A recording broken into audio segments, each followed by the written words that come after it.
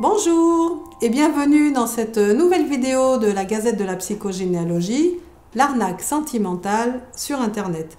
Alors, qu'est-ce qu'une arnaque sentimentale? En fait, il s'agit d'un mode de séduction avec un seul objectif qui est de soutirer quelque chose à la cible, si possible de l'argent. Voilà, c'est la plupart du temps, c'est ça. Le champ d'action Internet, parce que ça permet de rester invisible et sans laisser de traces.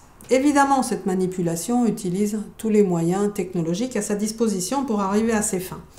Alors, de quoi s'agit-il? Bon, déjà, il faut savoir que c'est un type de manipulation qui peut être mené par une femme comme par un homme, tout dépend de la cible concernée.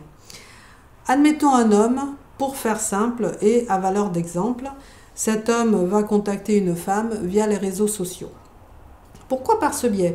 Parce que j'ai remarqué que les femmes aiment bien décrire leur situation personnelle en général.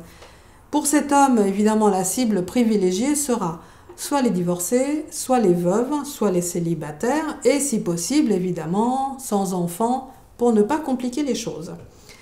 Cette femme se lamente sur la perte, l'absence d'amour dans sa vie. Elle peut même y rajouter quelques photos d'elle, comme ça, on la remarque bien.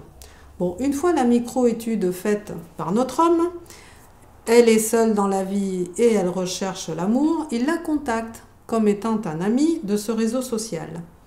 Il lui fait croire qu'il a eu un coup de foudre comme ça, incroyable, en la voyant, chose qui ne lui est jamais arrivée. D'abord incrédule, la femme va se laisser attendrir comme ça au fil de la discussion, qui peut durer des jours, des semaines, tout dépend de la patience de monsieur. Parce que bien sûr, pourquoi il y a cette discussion au fil de l'eau? Mais parce qu'il habite loin d'elle. Donc, il faut faire connaissance avant de se rencontrer physiquement. Pendant ce temps, ils échangent des photos par texto, par mail. Ils peuvent même se parler au téléphone. Souvent, il a un accent d'ailleurs. Et puis, ils peuvent aussi se parler sur Skype. Bon, tout cela peut ressembler à une relation amoureuse qui se met en place. En réalité, il n'en est rien du tout. Parce que les photos que reçoit la dame sont des photos, toujours dans cet exemple, sont les photos d'un mannequin ou d'un beau gosse qui fait partie de l'équipe d'arnaqueurs. Parce qu'il ne faut pas croire que c'est juste un homme comme ça qui essaye de séduire des femmes. Non, non, ils sont plusieurs à se relayer dans la discussion. Et puis, si la discussion bascule sur Skype, eh bien, ce que va voir cette femme, c'est un film diffusé, toujours où elle verra ce beau gosse qu'elle recevait en photo.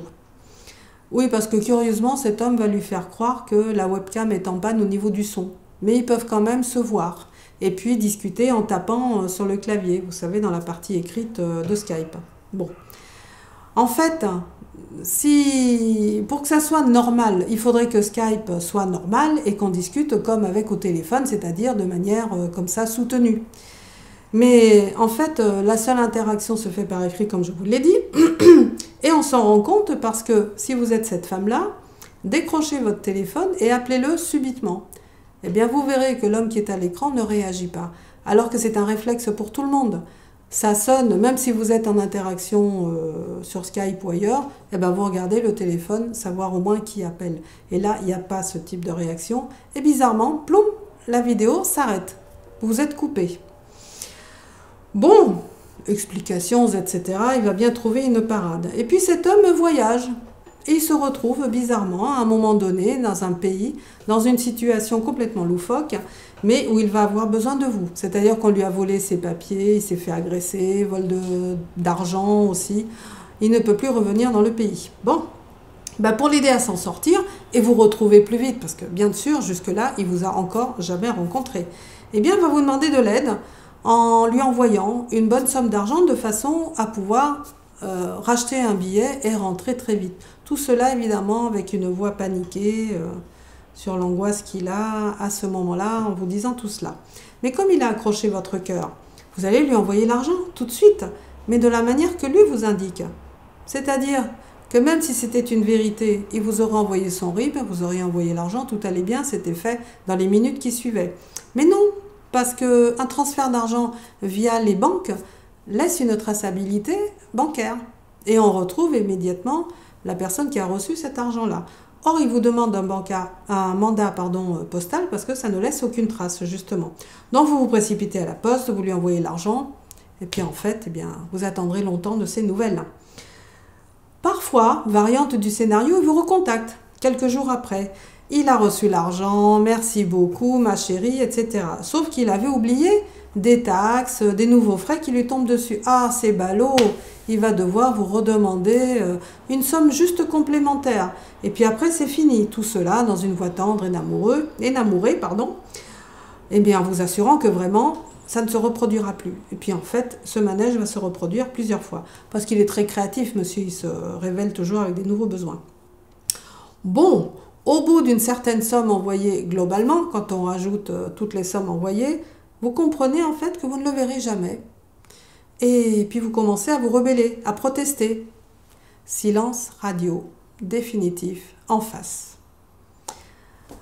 Alors là, vous commencez à comprendre la situation que vous vous êtes fait avoir. Donc vous allez porter plainte à la gendarmerie. Mais contre qui? En fait, c'est contre un fantôme parce que tout est faux. Les photos, l'identité du monsieur, son adresse s'il vous l'a donnée, son métier, absolument tout. C'est un homme qui n'existe pas.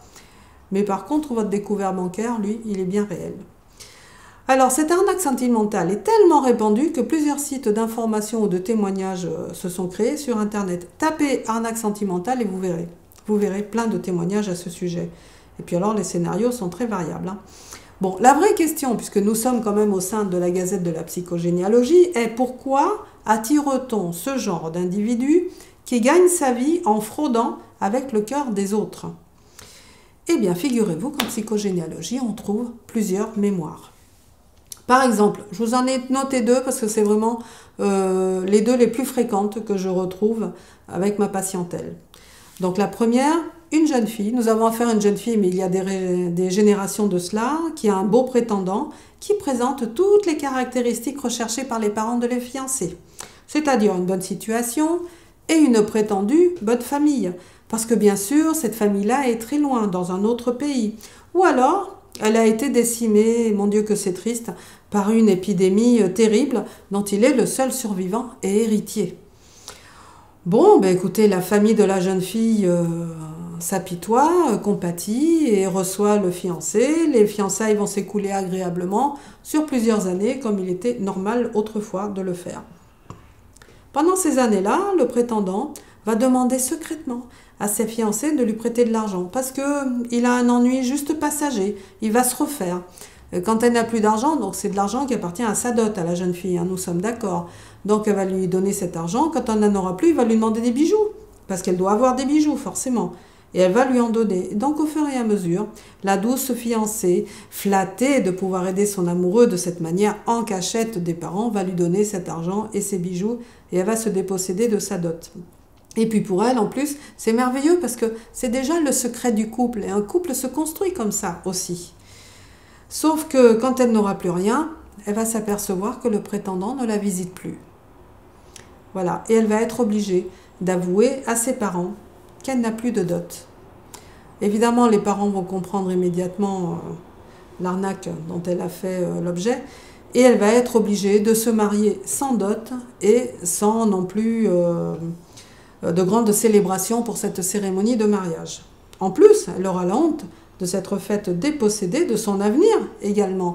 Parce que rappelez-vous qu'autrefois, à quoi servait la dot d'une jeune femme?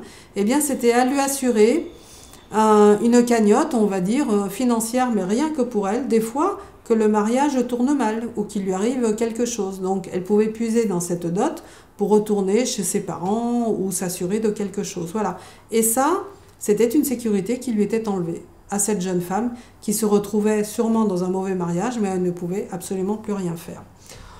Bon, autre exemple que j'ai trouvé, c'est un homme qui tombe amoureux de la fille de son employeur.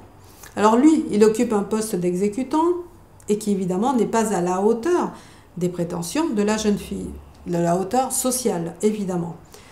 Donc il va lui offrir quand même des bijoux pour séduire un petit peu la jeune fille, qu'elle va accepter d'ailleurs en jouant à la coquette, et puis elle va réclamer davantage de présents bien entendu. Alors il va s'endetter pour honorer, pour séduire sa belle. Ben, ça ne sera jamais assez. Donc à un moment donné, eh bien, il va voler. Et ben, souvent, c'est dans la cagnotte, dans la caisse de l'entreprise dans laquelle il travaille. Sauf que malheureusement, à un moment donné, il se fera surprendre. La belle, évidemment, fera celle qui ne le connaît pas du tout, mais bien entendu, elle gardera les bijoux offerts. Pour lui, ce sera la honte, le cœur brisé, la prison, et cet homme aura l'âme et le compte en banque complètement explosé. Bien sûr, il n'aura pas de descendance, donc c'est sa fratrie, en fait, qui va transmettre à la descendance la peur de l'amour et le message que l'on peut se faire avoir dans son argent à travers une relation amoureuse. Les exemples généalogiques sont nombreux, hein. Bon, ils sont très variés, mais ils aboutissent tous au même résultat, au même scénario.